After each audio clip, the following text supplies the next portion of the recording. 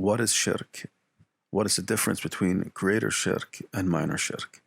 Now, shirk comes from the word ashraka, which is to take partnership in something. So if a person ashraka fulan ma fulan, he has taken this person and made him a partner with this person. So the essence or the linguistic meaning of the word is to take partners. So when we say that a person has fallen into shirk Islamically, we're saying that he has made partners with Allah in that which only Allah subhanahu wa ta'ala can do. So if somebody says that so-and-so person can create from nothing, and we know that creation is an action or an act that only Allah subhanahu wa ta'ala does. This is part of rububiyyah.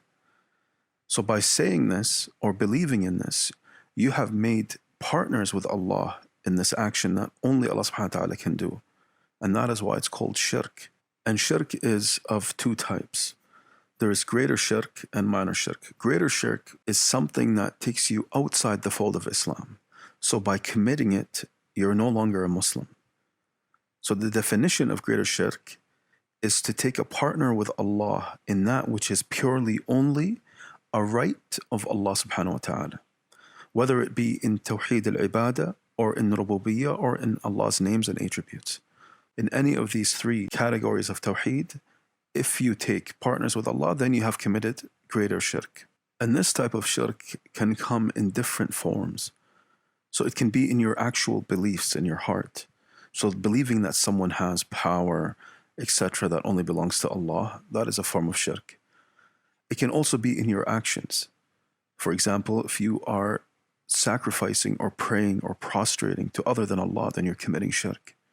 And it can also be in your actual sayings, like calling other than Allah or seeking refuge or aid from other than Allah subhanahu wa ta'ala in that which only Allah can help you. In that circumstance, that can also be a form or an action of shirk. Now, if we look at minor shirk, it does not take you outside the fold of Islam.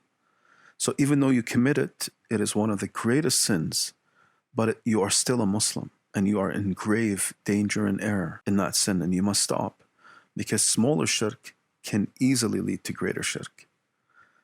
And to define it, scholars say it is every means that can lead you to greater shirk. In another definition, it is everything that the Prophet ﷺ referred to as shirk, but does not take you outside the fold of Islam.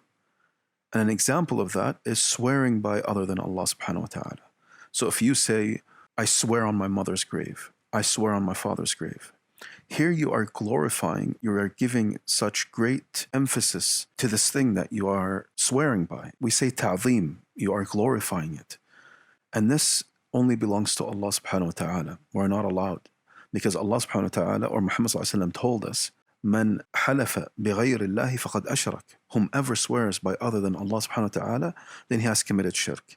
But we know that this type of shirk is not the shirk that takes you outside the fold of Islam, but it can lead you to greater shirk.